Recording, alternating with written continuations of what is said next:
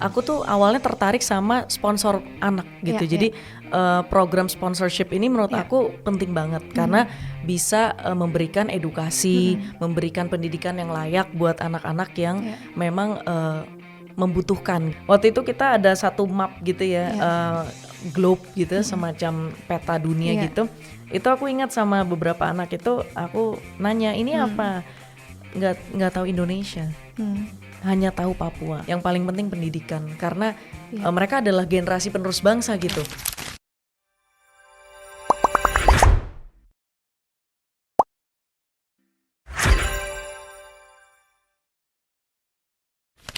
Welcome to Wahana Visi Indonesia's podcast, Our Days to End Child's Poverty. Saya Monita Tahalea, Hope Ambassador WVI. Bersama WVI, saya sudah mengunjungi beberapa desa layan WVI di Kalbar, NTT, Papua, dan buat saya, momen berkunjung bertemu anak dan masyarakat sangat berkesan dan membekas sehingga di sanalah kita benar-benar bisa melihat, mendengar, dan merasakan kehidupan mereka secara langsung. Tentu, dibutuhkan keberanian karena terkadang desa-desa yang saya kunjungi itu jauh dan agak challenging perjalanannya. Saat ini saya bersama dengan teman saya, salah satu public figure yang juga sangat concern dengan isu-isu anak, sangat cantik dengan segudang prestasi, kesibukan, serta karya. Beliau masih menyisihkan waktunya dan keberaniannya untuk bersama-sama dengan WVI mengunjungi anak-anak di nggak tanggung-tanggung paling timur Indonesia, Papua. Sama-sama kita sambut Chelsea Islan. Hi Chelsea, you look so pretty today. You too. Good to have you here. Thank Apa you. kabar Chelsea? Baik. Thank you for having me here too, Monita and WVI. Yeah. Seneng banget karena akhirnya bisa ikut di podcastnya Wahana Visi Indonesia. Seneng juga kamu ada di sini, Chelsea. Sebelum kita mulai dengan pertanyaan-pertanyaan dan pesan-pesan kita buat teman-teman yang nonton podcast, aku mau tahu dulu nih, kamu lagi sibuk ngerjain apa nih belakangan ini? Kalau untuk sekarang sih terakhir sibuk buat Tira karena kemarin abis promo juga di Disney Plus Hotstar. Terus misalnya kayak sekarang lebih fokus ke bisnis gitu. Jadi ada Solitaire yang lab grown diamond, sustainable jewelry, sama ada satu minuman Drink Easy prebiotic soda. Aktif dan produktif sekali Chelsea. Tepuk tangan sekali lagi buat Chelsea. Oke Chelsea, langsung aja nih. Boleh nggak Chelsea kamu ceritain? Aku panggil Chelsea gitu nggak? Boleh kan? banget. Atau Chelsea kamu ada panggilan khusus gitu nggak? Chelsea aja. Chelsea, oke Chelsea, boleh nggak kamu ceritain dari mana kamu kenal WVI? Jadi awal-awal aku tahu WVI, Wahana Visi Indonesia itu pas aku masih umur 22 ya kalau nggak salah. Jadi di tahun 2016 gitu aku ingat banget aku baca-baca tentang WVI. Terus aku tuh awalnya tertarik sama sponsor anak gitu. Jadi program sponsorship ini menurut aku penting banget karena bisa memberikan edukasi, memberikan pendidikan yang layak buat anak-anak yang memang membutuhkan gitu. Karena kan misalnya sekarang yang aku lihat di Indonesia bagian timur ya, secara pendidikan memang masih jauh banget sama kota-kota besar seperti Jakarta, Surabaya, Medan gitu. Di situ akhirnya aku tertarik banget. Oke, aku mau nih menjadi bagian dari WVI gitu. Dan pada akhirnya waktu itu juga sama Mbak Bea, aku ngobrol, Mbak Bea bilang kenapa nggak sekalian aja ikut ke Papua. Jadi berkunjung ke sana. Iya, ditawarin berkunjung ke Wamena. Dan waktu itu memang programnya WVI itu lagi bikin Honai Belajar Anak. Jadi mereka buat Honai, terus ada perpustakaannya, ada tempat untuk belajarnya gitu. Dan memang pas aku lihat lagi ya, programnya itu bagus banget sih. Karena memang di sana masih sedikit banget untuk layanan seperti ada buku, terus abis itu untuk baca aja itu masih minim banget sih. Jadi pas aku baca langsung oke, aku harus banget nih pergi ke sana. Dan itu kayak it's a calling ya, itu kayak panggilan.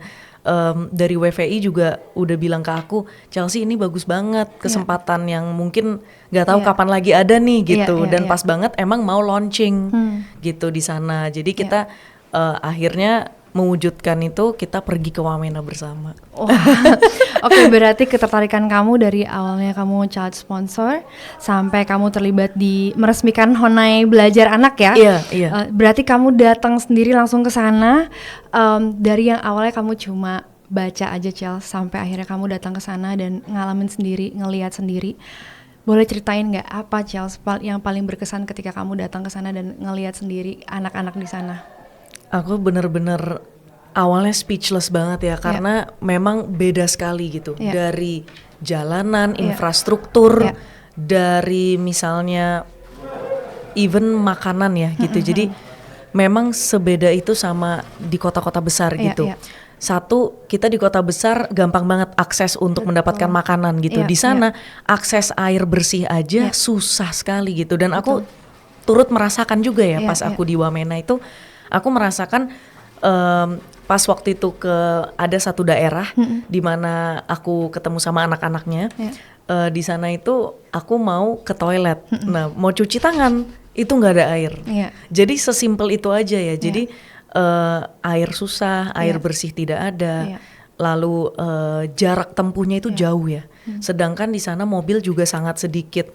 Dan untuk jalanan yang maksudnya udah dibangun itu sedikit banget. Jadi basically masih tanah, antara tanah atau batu-batuan gitu yang wah susah, berat banget. Dan aku tuh sempet nangis karena aku melihat anak-anaknya nggak ada sepatu, nggak ada sendal.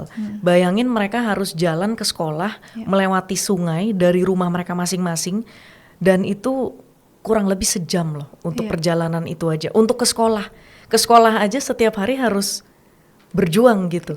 Sedangkan kita di sini kemana-mana mager, males gitu. Padahal aksesnya kita serba ada gitu. Transportasi umum ada, MRT ada gitu kan. Tapi di sana bener-bener aku melihat daya juangnya itu sih, semangatnya tinggi. Di situ aku merasa lebih bersyukur gitu. Harus benar-benar introspeksi diri lagi gitu. Banyak banget sih yang aku pelajari sih dari trip itu. Kadang waktu kita pergi kita pikir kita lagi membawa sesuatu buat mereka, tapi waktu kita datang malah kita yang dapat banyak ya Chels ya. Justru kita yang dapat banyak ilmu baru, terutama untuk ini ya self evaluation gitu kayaknya. Jadi melihat oh iya ternyata banyak sekali loh yang masih membutuhkan bantuan kita gitu. Apakah itu juga Chels yang bikin kamu semakin bold atau semakin berani untuk aku kayaknya mesti terlibat deh, aku kayaknya mesti kontribusi sesuatu deh untuk anak-anak di sini gitu.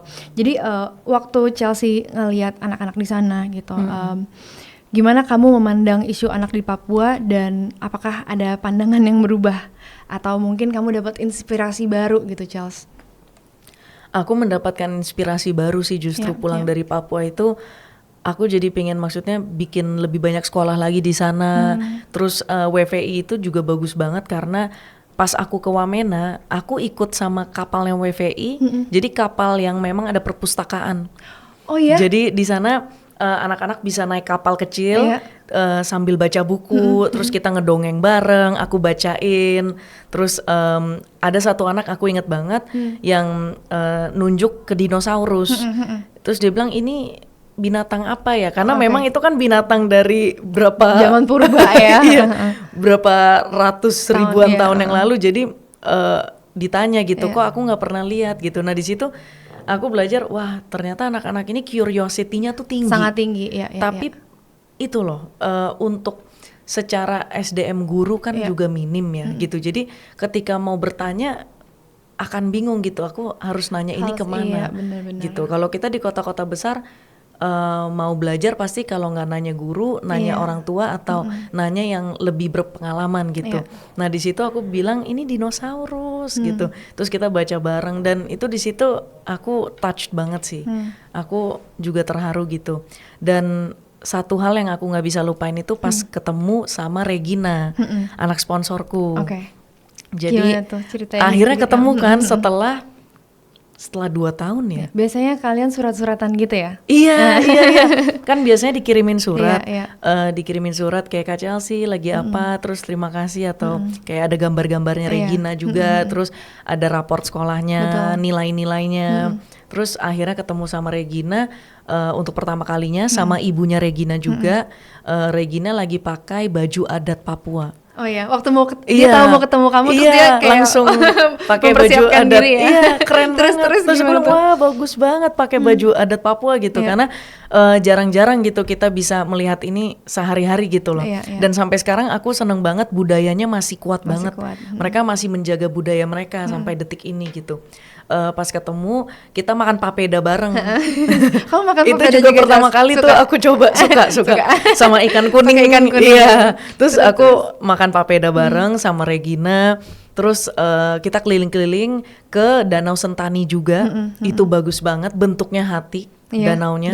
Wah, itu indah banget sih. Itu unforgettable.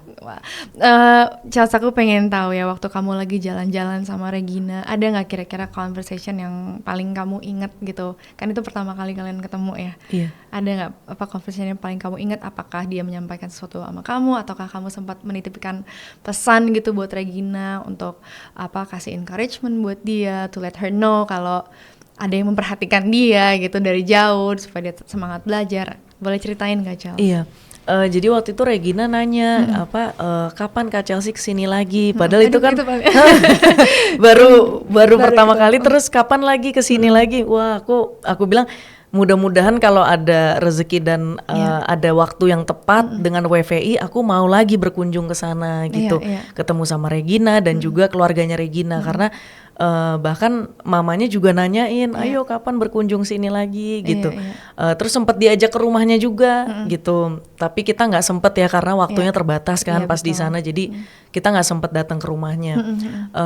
Lalu ada satu conversation yang aku juga masih ingat, Regina tuh suka buku, jadi aku ingat banget ada satu mobil van-nya WFI waktu itu Wahana Visi Indonesia. Iya, jadi perpustakaan buku-buku semua satu mobil gitu. Akhirnya ada sih fotonya, aku masih inget. Aku masuk ke dalam mobil terus kita baca bareng, terus pilih-pilih buku. Terus memang waktu itu Regina bilang kalau boleh nitip beberapa buku dari misalnya dari luar kota. Karena kan aku bilang aku dari luar kota. Aku nggak bilang dari Jakarta karena memang masih terlalu kecil ya, jadi bahkan pas ngomong Jakarta di mana gitu, jadi aku bilang pokoknya dari luar kota, nggak dari Papua. Akhirnya kapan kesini lagi bawa buku lebih banyak lagi, itu sedih gitu, karena aku melihat di kota besar banyak sekali toko buku tapi nggak ada yang jarang ada yang baca ya. Jarang ada yang baca karena udah ada digital kan sekarang, semua dari handphone, iPad gitu. Dan itu di situ aku melihat, wah ini sih yang harusnya kita preserve gitu. Buku-buku, terus anak-anak belajar langsung dari kertas, bukan lewat laptop gitu. Senang banget ya kita bersama dengan WFI bisa terlibat, kita bisa lihat mereka mencoba untuk memfasilitasi anak-anak tadi lewat perpustakaan yang di kapal, terus gitu bus van yang ada bukunya, sehingga anak-anak kalau mereka susah karena mereka harus jalan kaki dengan akses jalan yang sulit, kita yang coba samperin mereka dengan fasilitas yang kita punya. Kita yang datangkan mereka gitu. Dan itu aku inget banget yang pas naik kapal, ternyata jadi kapal itu bisa jemput beberapa anak dari pulau gitu, berbeda-beda. Jadi dari pulau 1 ke pulau 2 ke pulau 3 gitu ya. Itu aku ikut tuh. Keren. Terus jadi banyak anak-anak tiba-tiba masuk ke dalam situ, baca buku bareng. Seru gitu. banget. Seru banget. Dan memang karena di Papua susah aksesnya. Sampai detik ini, terakhir aku ke Sorong pun masih susah. Masih semua harus naik kapal kecil.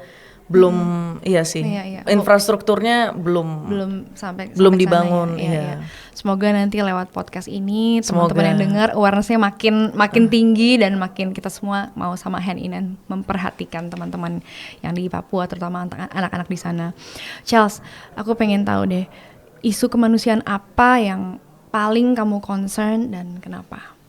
Kalau dari aku pribadi, kesetaraan gender ya, dan juga edukasi, dan lebih tepatnya ke sanitasi gitu ya. Jadi kesehatan mungkin, karena di sana itu aku melihat ya, mungkin based on my experience di Papua juga pas ke Wamena, aku melihat banyak sekali yang ingusan anaknya. Itu pas yang kita mau meresmikan Honai Belajar Anak, yang datang itu banyak banget. Tapi ya itu kembali lagi, dokter di sana bisa dihitung pakai jari, guru juga. Terus misalnya rumah sakit bahkan nggak ada, cuman klinik kecil aja. Terus aku melihat banyak sekali yang kakinya luka-luka sampai berdarah, sampai bernanah, itu tidak ada yang sembuhin. Maksudnya nggak ada pengobatan gitu. Selain itu juga ya pas ketemu sama anak-anak banyak flu, batuk gitu. Dan menurut aku flu batuk itu kan sebenarnya harusnya very minimal ya gitu. Maksudnya kalau di kota besar kan dalam berapa hari pun dengan obat-obatan yang benar bisa langsung sembuh gitu. Kita kayak udah punya special kitnya lah untuk pertolongan pertama kalau flu atau batuk gimana. Iya, gitu dan di sana nggak ada sama sekali.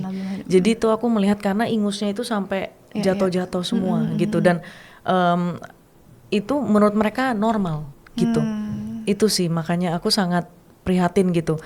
Ketika melihat kondisinya di sana itu masih sangat jauh ya, ketimpangan sosialnya, kesenjangan sosialnya itu luar biasa terasa. Iya, bahkan itu semua basic needs ya, pengetahuan basic untuk needs, sanitasi, pendidikan mandi mereka dengan air bersih. Dan itu sebenarnya semuanya berkesinambungan untuk kesejahteraan mereka gitu. Begitu mereka dewasa, mereka bersosialisasi di masyarakat, itu jadi perhatian penting buat kita ya. Nah, Charles, menurut kamu gimana anak-anak bisa bertahan di tengah kondisi yang kamu sebutkan di atas? Dan menurut kamu apa peran kita, Charles, yang kamu boleh sampaikan ke teman-teman? Iya, untuk kita sendiri ya, kita pribadi, aku rasa sudah saatnya kita tuh beraksi gitu, kita take action gitu. Bagaimana kita end child's poverty juga gitu, karena menurut aku it takes a lot of people to do this gitu, nggak bisa cuman Wahana Visi sendiri gitu. Dan kita sebagai keluarga Wahana Visi ya, maksudnya teman-teman yang sudah ikut sebagai sponsor, yang selalu support dengan semua campaign, sepertinya harus ada nih gerakan baru lagi nih. Mungkin nanti ada movement di mana kita sama-sama bisa ada yang ngumpulin misalnya alat-alat kesehatan, mungkin ada beberapa dokter yang kita bisa kirim ke sana gitu. Mungkin ya dari kita pribadi kita coba mulai ada aksinya gitu, dan mungkin menyuarakan ini ke kementerian gitu, Kementerian Kesehatan, Kemendikbud. Mungkin kita mulai merangkul satu sama lain gitu, karena memang ini membutuhkan lebih banyak orang sih untuk bisa benar-benar memberikan kesejahteraan untuk anak-anak di sana. Iya. Nah, Charles, tadi aku sempat ingat kamu bilang salah satu yang jadi modal utama mereka tuh curiosity mereka yang sangat besar gitu ya. Selain itu, Charles, yang kamu ingat apa sih semangat dari mereka yang di tengah segala keterbatasan akses dan segala macam, apa yang kamu lihat tuh bikin mereka tuh tetap semangat pergi sekolah, tetap semangat kayak dengar ada yang mau mengunjungi dari Jakarta tuh kayaknya mereka seneng banget, seperti mau mendapatkan satu kabar yang baru, hal yang baru gitu. Apa sih, Charles, selain curiosity yang kamu lihat di mata anak-anak itu yang bikin kamu tuh pengen mau terus berkontribusi dan semakin bertambah keberanian kamu untuk aku kayaknya harus berbuat lebih banyak nih, aku harus berperan lebih banyak nih? Iya, makanya dari situ akhirnya kan aku melihat ya gitu, di sana anak-anaknya itu selain curiosity itu sebenarnya mereka punya daya juang dan semangat yang tinggi gitu. Untuk sekolah juga mereka rela untuk pergi sejam, menerjang itu ya sungai, harus lewat batu-batuan, sampai kaki juga luka-luka gitu, karena aku melihat nggak ada sepatu gitu. Makanya pas kesana juga akhirnya kita bagi-bagi sepatu. Ada beberapa hari di mana kita saling memakaikan sepatu, terus ngobrol tentang misalnya edukasi gitu ya. Dan teman-teman di sana itu sebenarnya selain curiosity itu mereka ingin juga mendapatkan perhatian gitu.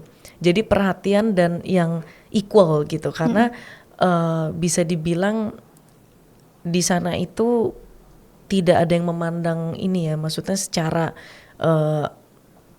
sehari-hari itu nggak ada yang terlalu memikirkan di sebelah sana gitu, di bagian timur gitu, Indonesia bagian timur, kebanyakan Java sentris atau misalnya negara kota-kota yang sudah maju gitu. Sedangkan sebenarnya di sana itu benar-benar menurut aku yang dibutuhkan bantuan dari lebih banyak orang lagi gitu, bahkan baju gitu, misalnya donasi gitu, itu akan sangat membantu gitu kalau kita memberikan donasi. Waktu itu bahkan sepatu aja itu rebutan. Itu aku ingat banget pas aku mau bagi-bagi sepatu, itu makanya rasanya mau nangis ya, karena bahkan satu sepatu aja untuk satu orang aja itu mereka udah it's the best gift ever gitu. And helps banget ya It untuk helps mereka them. bisa berapa bulan tuh mereka pakai dengan semangat untuk Iya. pergi ke sekolah tuh Iya. ya, makin semangat tuh kayaknya Iya. mereka pergi sekolahnya tuh begitu pakai sepatu. Dan di nyaman. mata mereka itu bener-bener berkobar-kobar gitu Iya, loh. iya. Ada rasa semangatnya itu yang kita nggak pernah lihat di orang-orang di sekitar kita. Hanya Iya. di sana saja. Iya. The feel is different gitu. Iya. Mereka juga sangat benar-benar ingin tahu gitu. Misalnya kalau di luar kota tuh seperti apa. Jadi waktu itu kita ada satu map gitu ya, globe gitu, semacam peta dunia Iya. gitu. Itu aku ingat sama beberapa anak itu, aku nanya ini apa? Nggak tahu Indonesia, hanya tahu Papua. Mereka kira hanya Papua. Is Indonesia, Indonesia is Papua gitu. Tapi padahal Indonesia itu luas gitu, Iya, iya. nggak hanya Papua gitu. iya. Nah bahkan itu aja secara geografis aja masih bingung Iya. gitu. Letak kita tuh di mana sih sekarang Iya, gitu. iya.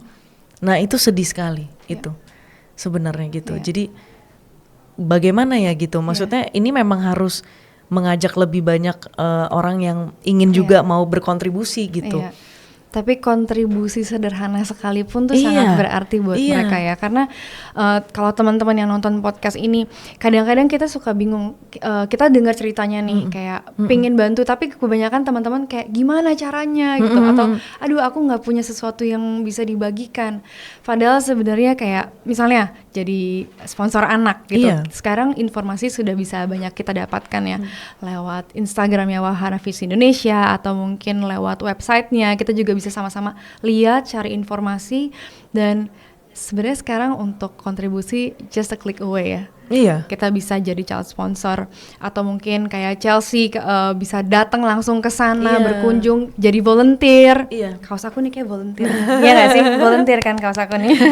Jadi volunteer, dan areanya juga nggak sedikit ya, ada pendidikan, kesehatan. Kita mau datang ke sana jadi guru kah atau ngajarin apa? Sebenarnya banyak banget yang bisa kita lakukan ya, Charles. Hal-hal sederhana, perhatian kah, atau waktu kita menambah pengetahuan kita tentang apa yang terjadi di luar kota Jakarta ya, di luar zona nyaman kita, sebenarnya itu akan menumbuhkan keberanian kita untuk mau berbuat lebih dan berperan lebih banyak ya, Charles ya. Betul, itu bener banget iya, sih. iya.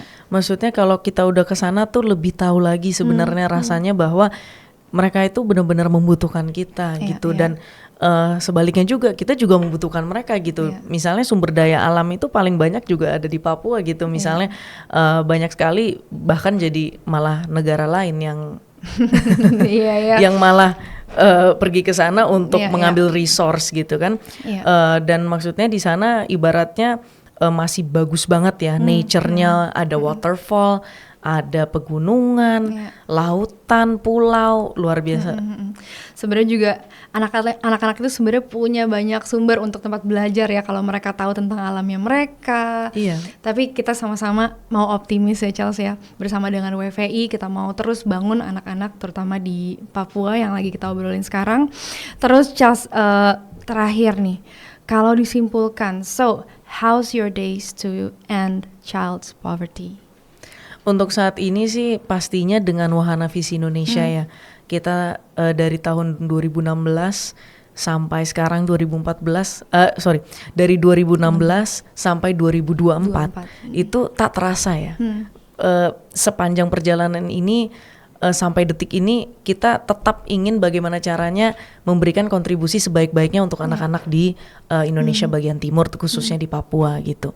Untuk saat ini aku dan WVI juga bekerja sama melalui Solitaire, melalui My Jewelry Company, karena di situ kita juga tidak memperbolehkan child labor. Karena kalau lab grown itu kita memang di controlled environment gitu, jadi tidak ada child labor, tidak ada anak kecil yang dipaksa bekerja, tidak ada anak kecil yang ditaruh di posisi yang berbahaya gitu. Kalau misalnya di tempat lain banyak sekali anak-anak yang dipekerjakan secara paksa, dan sangat membahayakan untuk mereka gitu. Dan di sini akhirnya kita berpikir bagaimana caranya dari Soliter juga bisa memberikan kepada Wahana Visi Indonesia. Jadi dari setiap pembelian akan ada beberapa persen yang diberikan ke anak-anak di Papua untuk sekolah, untuk anak-anak perempuan supaya mendapatkan pendidikan yang layak juga. Tidak hanya anak laki-laki saja yang diutamakan untuk sekolah, tetapi setara semuanya. Anak-anak di Papua bisa mendapatkan sanitasi, air bersih, lalu ya itu sih yang paling penting pendidikan, karena mereka adalah generasi penerus bangsa gitu. Hanya mereka yang bisa memajukan negara ini nantinya, menggantikan kita semua yang regenerasi gitu. Jadi itu sih sampai detik ini pokoknya aku yakin mereka sangat penting dan kita harus memberikan kontribusi. Iya, keren sekali Chelsea, teman-teman, tepuk tangan buat Chelsea. Tepuk tangan untuk inspirasinya. Terima kasih, dan untuk terutama untuk keberaniannya Chelsea untuk mau speak up buat mereka, untuk mau bersuara buat mereka, mau kontribusi buat anak-anak Indonesia. Terima kasih banyak sudah hadir di podcast WFI Chelsea Islan. Terima kasih teman-teman semua. Hal sesederhana apapun bisa jadi kontribusi yang besar buat anak-anak Indonesia. Dari langkah kecil sampai langkah besar, mari kita terus memajukan anak-anak Indonesia. Saya Monita Tahalea, sampai jumpa lagi di Wahana Visi Podcast, Our Days to End Child Poverty.